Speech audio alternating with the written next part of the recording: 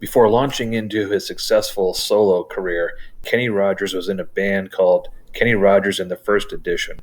One of their big hits was a song called Just Dropped In to See What Condition My Condition Was In. The song was a big hit for the band and contained some pretty psychedelic lyrics. One of them says, 8 miles straight up downtown somewhere, I just dropped in to see what condition my condition was in. If you're considering buying a building uptown or downtown, it's a good idea to check out what condition your condition is in. A good tool for doing this is through a property condition assessment, which in turn yields a property condition report. That's the topic of today's presentation. Similar to a home inspection when buying a home, a property condition assessment and report form a critical component of due diligence when buying a building. So in this presentation, we're going to look at the who, what, when, where, and why of property condition assessments and reports. Let's get started. There are no set qualifications for the consultants who will perform the condition assessment or the report. Because of the complexity of today's modern buildings, as well as the dollar amount of the potential investment or potential sale price, property condition assessments and reports are usually performed by professional engineers, licensed architects, and other experts with very unique and specialized experience and expertise. Typical expertise includes structural engineers, electrical and mechanical engineers, roofing consultants, and exterior skin consultants, such as folks with expertise in windows, glazing, cladding, stucco, brick, etc. Other consultants are going to be needed depending on the size, complexity, and type of building being evaluated. Examples of some of those folks might include those with ADA compliance and assessments expertise, folks with vertical transportation experience, such as with elevators and escalators, seismic experts, zoning experts, energy experts, etc. Okay, so what do these folks do as part of a property condition assessment?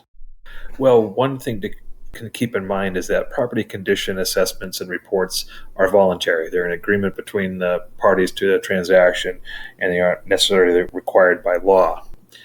But that being said, there is a document called ASTM E2018 that explains in detail what steps are required, qualifications of consultants, etc., for a property condition assessment and report.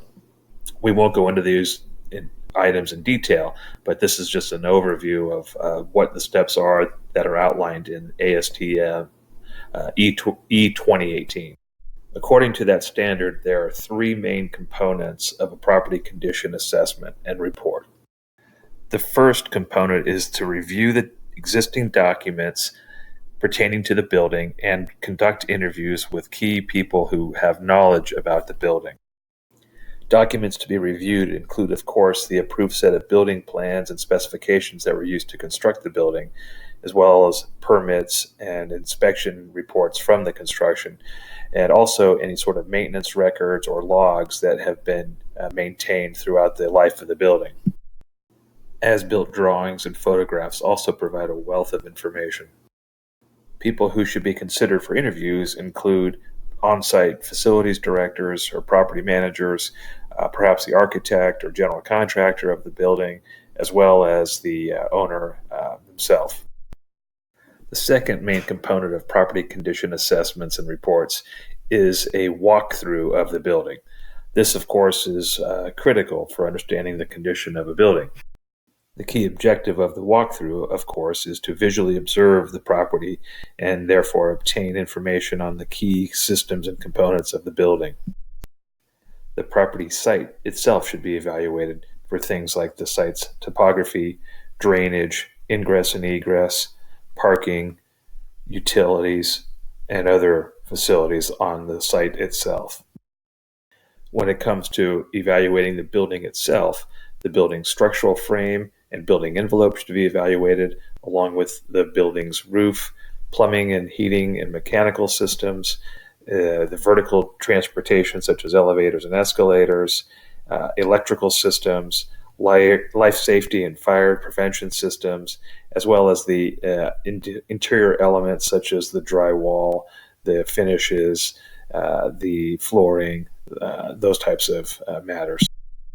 And as mentioned earlier, depending on the type of project we're looking at, there could be seismic evaluations that need to be done, along with environmental or energy or ADA assessments.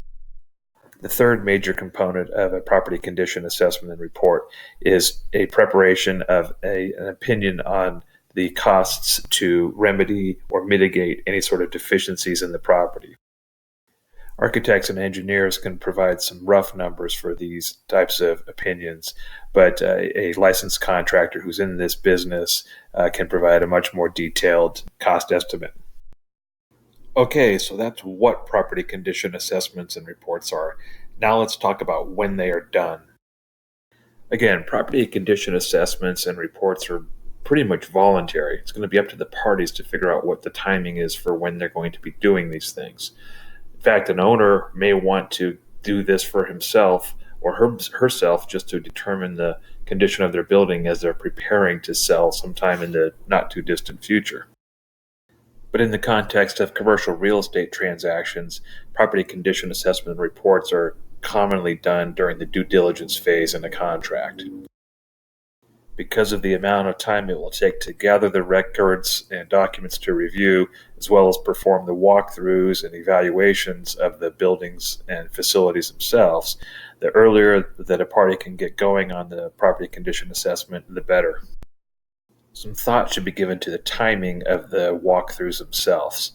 For one thing, there will likely be a tenant or some other end user of the building who will need to be worked around for examining and crawling through the building.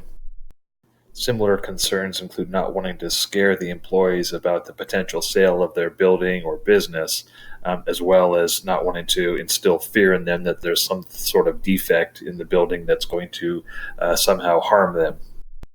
In such situations, performing the walkthrough inspections either after hours or on the weekends might be the best course of action.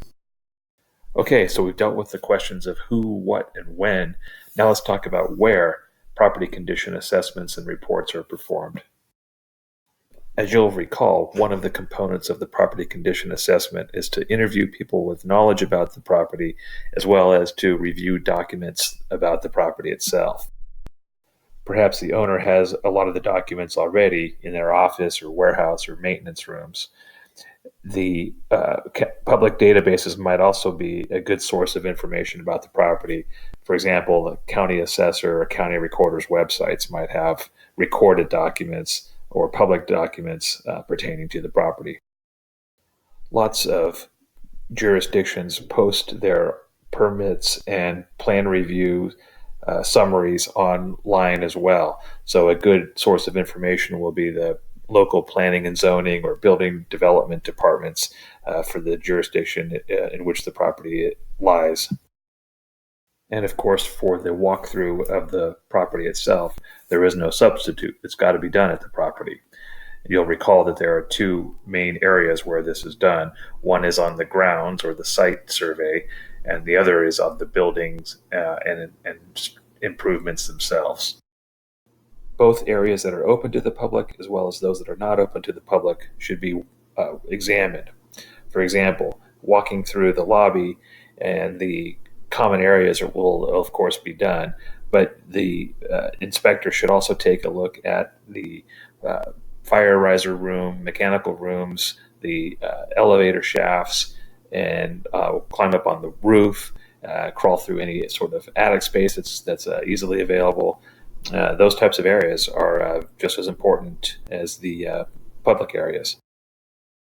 So that brings us to our final query, and that is, why are we doing property condition assessments and reports? Well, for starters, and again, property condition assessments and reports are voluntary. They can be done by the owner of a property to determine what they have on their hands, or they could also be done as part of a due diligence phase between a potential buyer and seller. They are done to get an objective assessment of a property's condition. The property condition report then can be used as a baseline of the property's current situation and can offer some opinions on costs for what it will take to remedy or mitigate any deficiencies. This information is, of course, useful to a potential buyer who is interested in the property, as well as to the owner of the property, as well as the owner's lender or insurer, to make sure that they understand exactly what the asset is. So that's the who, what, when, where, and why of property condition assessments and reports. Now you can see how they can be used to determine what condition your condition is in. Thanks for dropping in. This presentation is for general information purposes only. It is not to be construed as providing any advice, whether legal, real estate, tax, or otherwise.